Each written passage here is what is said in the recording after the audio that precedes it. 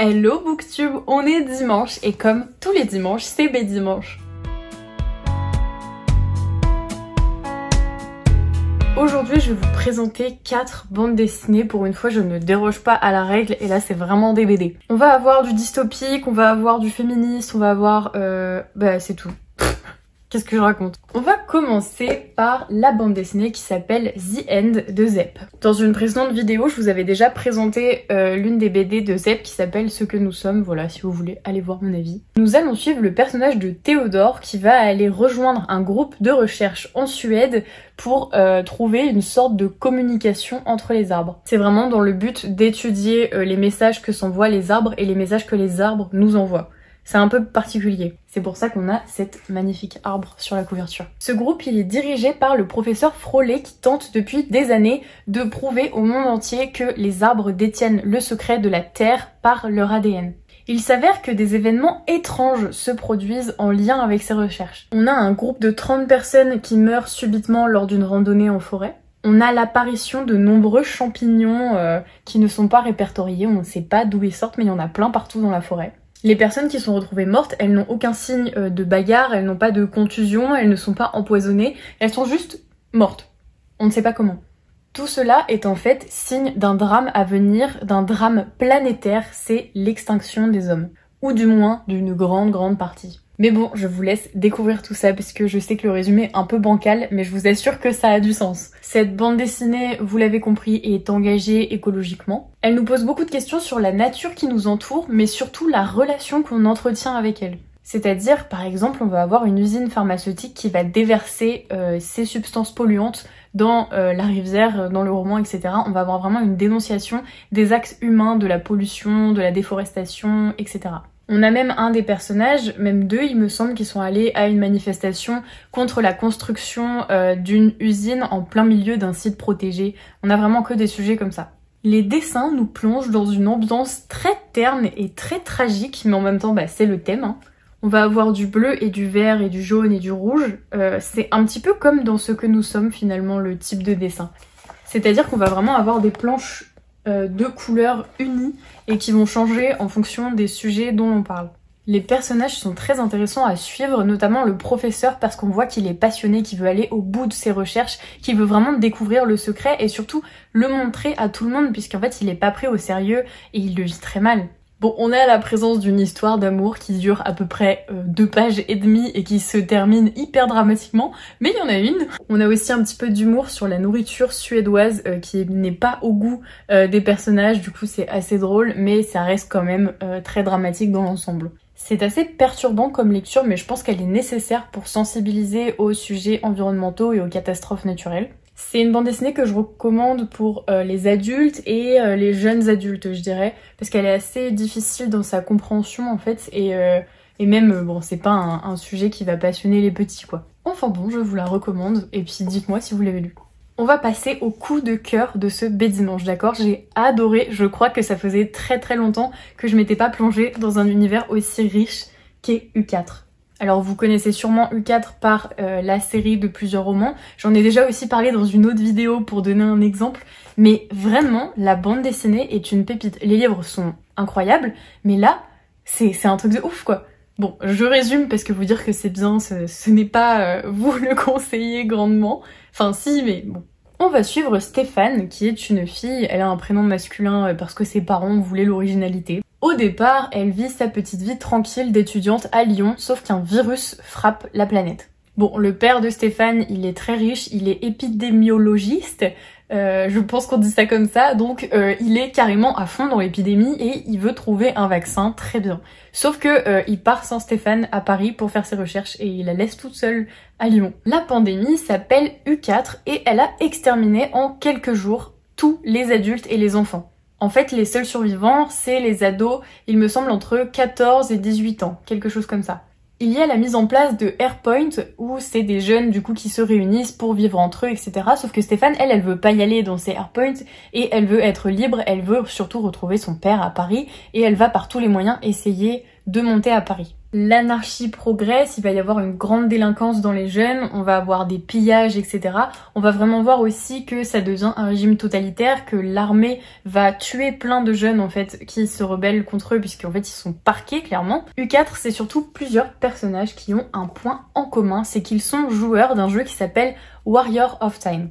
Ils ont un groupe Discord pour en parler et dans ce groupe Discord il y a Chronos, on ne sait pas qui c'est, qui envoie un message pour faire une réunion à Paris. Donc Stéphane, elle va saisir cette opportunité pour partir à Paris avec ses amis qui lui ont parlé du message, etc. Bon, elle y croit pas vraiment, vraiment, elle dit non mais n'importe quoi les gars, on peut pas remonter dans le temps comme le dit le fameux message. Enfin, je vous laisse découvrir parce que là, je vous fais un très long résumé, mais globalement c'est ça. Donc on est dans du post-apo, on est dans du young adulte et vraiment c'est trop bien, c'est très entraînant. Bon, c'est assez violent, je m'attendais pas à ce que ça soit aussi violent, vous voyez, puisque c'est plutôt pour un public jeune, pour un public adolescent, mais c'est quand même assez trash. Donc c'est une adaptation de roman qui pour moi est clairement réussite. On peut lire tous les tomes dans le désordre, il n'y a pas de sens, il faut juste lire le dernier tome, donc Chronos d'ailleurs que je n'ai pas, après avoir lu les 4 de la saga principale. Bon, ça parle d'amitié, ça parle d'aventure, ça parle de virus évidemment, mais franchement j'ai adoré, c'était super. Voilà, j'ai rien d'autre à dire, je vous le recommande énormément et j'ai trop hâte de lire les autres tomes. Je vous ferai aussi des petits résumés si vous voulez. On va passer à une œuvre très célèbre qui est 1984 de George Orwell. C'est un grand et beau format du roman adapté en bande dessinée. Je sais qu'il en existe plusieurs, mais celle-ci c'est la première à être parue. La traduction avait été retravaillée pour qu'elle puisse s'adapter au format, etc. Mais j'ai trouvé ça pas vraiment dérangeant. Là, on est dans de la dystopie pure et dure. Mais vraiment, 1984, quand on demande ce que c'est une dystopie, on cite ce roman qui est l'un des romans fondateurs de ce genre. C'est l'une des plus grandes œuvres du XXe siècle, donc vous en avez sûrement déjà entendu parler. Et si vous en avez pas entendu parler, je vais vous faire un petit résumé.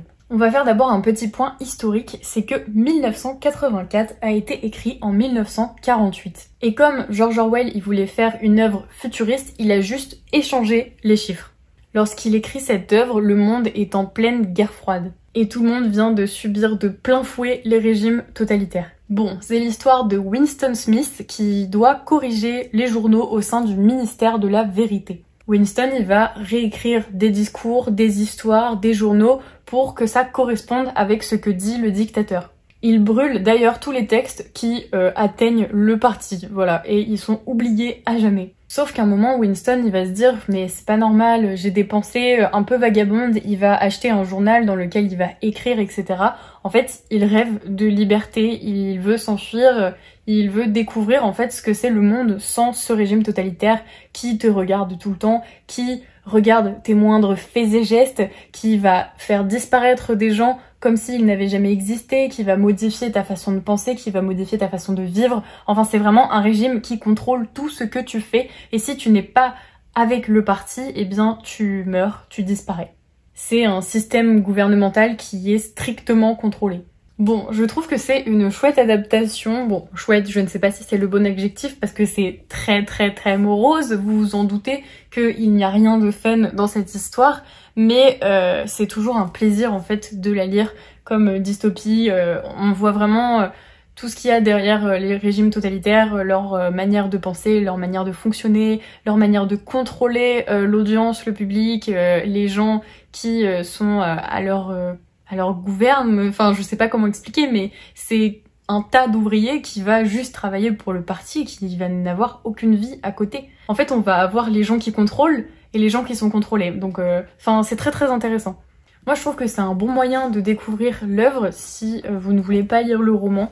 Alors, c'est vraiment des dessins en gris, en noir, et tout ce qui est contre le parti, ou en fait, tout ce qui est sous le signe de la liberté est en rouge. Par exemple, ici, on voit les soldats qui rentrent dans l'appartement et toute la scène est en rouge comme signe de détresse. Les deux personnages qui vont avoir une histoire d'amour vont se tenir la main en public et leurs mains sont dessinées en rouge pendant que tout le reste est dessiné en noir et blanc, et je trouve ça très beau comme signe de liberté, comme signe de fusion. Enfin bon, pour moi c'est un incontournable et je suis fière d'avoir acheté cette adaptation, je suis vraiment pas déçue. On va parler maintenant de la dernière bande dessinée que j'ai lue qui s'appelle Histoire de France au féminin. C'est un peu écrit dans le titre, mais c'est un ouvrage qui est féministe et qui est très bien expliqué. Je pense que c'est adapté pour un public jeune, puisque je vais vous expliquer un petit peu l'histoire. C'est une grand-mère, il me semble, qui va raconter à ses enfants du coup tout le cheminement du pouvoir de la femme, des droits de la femme, de comment est-ce qu'on en est arrivé là aujourd'hui finalement. Donc ça part vraiment de l'Antiquité, même de Adam et Ève, jusqu'à nos jours. Et ça c'est très cool, puisque on a tous les personnages féministes, tous les personnages juste de femmes en fait, qui n'étaient pas forcément féministes, qui ont marqué l'histoire, qui sont importantes, et on les a sous cette forme. Voilà. Et en fait, c'est elles-mêmes qui vont parler et qui vont raconter leur histoire. Par exemple, on a cette page-ci qui représente du coup des femmes emblématiques et elles vont s'adresser directement à nous, parce que j'ai trouvé ça super. Par exemple, Jeanne d'Arc, elle dit « À 17 ans, j'ai convaincu le dauphin Charles de me laisser participer aux opérations militaires. » Et je trouve que c'est très comment dire, c'est très instructif, j'ai appris pas mal de choses. Bon après, dans la globalité, j'étais au courant de tout ce qui s'est passé. Mais je trouve ça vraiment cool de faire sous ce format de bande dessinée et ce format surtout de raconter une histoire en fait. C'est vraiment la grand-mère qui va raconter cette histoire aux petits-enfants. Et en fait ça part d'un questionnement de la jeune fille qui voit une affiche pour la journée internationale des droits de la femme qui est le 8 mars. Et du coup la grand-mère se dit eh ben écoutez les enfants, c'est le moment de faire le point sur la situation, où est-ce qu'on en est aujourd'hui. On parle vraiment sans tabou, etc. On va parler, je sais pas, des règles, de la fécondité, des choses comme ceci. Je sais même plus parler. Enfin bon, je recommande, si vous voulez vous instruire sur l'histoire des femmes, sur l'histoire de France au féminin, et bien c'est très bien expliqué. Et on voit qu'au départ, les femmes, elles participaient vraiment aux tâches, qu'elles avaient vraiment des métiers, et que c'est lors de l'Empire gallo-romain, en fait, qu'elles ont beaucoup perdu en droit. Je vous le recommande, si vous ne connaissez pas, c'est très cool aussi pour la jeunesse. Et c'est déjà la fin de ce B-Dimanche. J'ai adoré toutes ces lectures, particulièrement U4, du coup, comme je vous le disais. Vraiment, c'est trop cool si vous voulez découvrir une bonne... young adulte, post-apocalyptique, je ne sais pas comment dire, et bien foncez. Dites-moi si vous avez lu l'une de ces bandes dessinées, et puis moi je vous dis à la semaine prochaine pour un nouvel épisode de B-Dimanche. Des bisous!